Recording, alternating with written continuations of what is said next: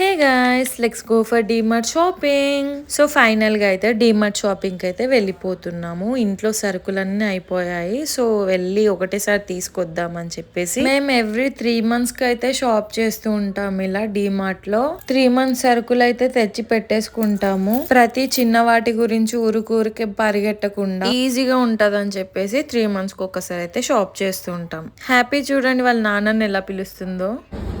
Happy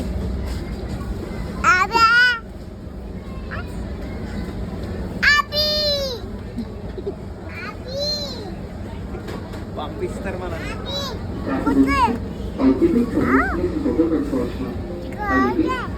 ఏంటిదమ్మా? ఆ happy గాడైతే DMart కి వెళ్ళగానే ఆ ట్రాలీనే చూస్తుంటది. అందులో కూర్చొని తిరగడం తనకు చాలా ఇష్టం. సో అందుకే స్టార్టింగ్ నుంచి వాళ్ళ నాన్న తిప్పుతూనే ఉన్నాడు. కాసేపు కూర్చుంది, మళ్ళా తనకి బోర్ కొట్టేసిందని ఏడుస్తా ఉంది. ఇదైతే కిచెన్ సెట్. హ్యాపీ దగ్గర సేమ్ అలాంటి మినీ కిచెన్ సెట్ అయితే ఉంది. అలా తాతయ్య కొనిచ్చారు. సో ఊరికి వెళ్ళినప్పుడు తను తెచ్చుకుంది. ఇక మళ్ళీ కొనడం ఎందుకులే అని చెప్పేసి అక్కడే పెట్టేశాను.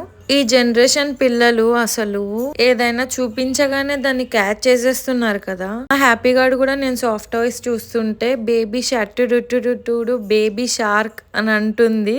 సో వాళ్ళ నాన్న చూసి ఇంకా షార్క్ తీసేసుకున్నాడు. నిజంగా ఇంత చిన్న పిల్లలకి అంత తెలివి ఎక్కడి నుంచి వస్తుందో కదా. మా హ్యాపీ గార్డ్ అయితే చాలా తెలివిగలది. సో ఫైనల్ గా అయితే బిల్లింగ్ చేయించేస్తున్నాము.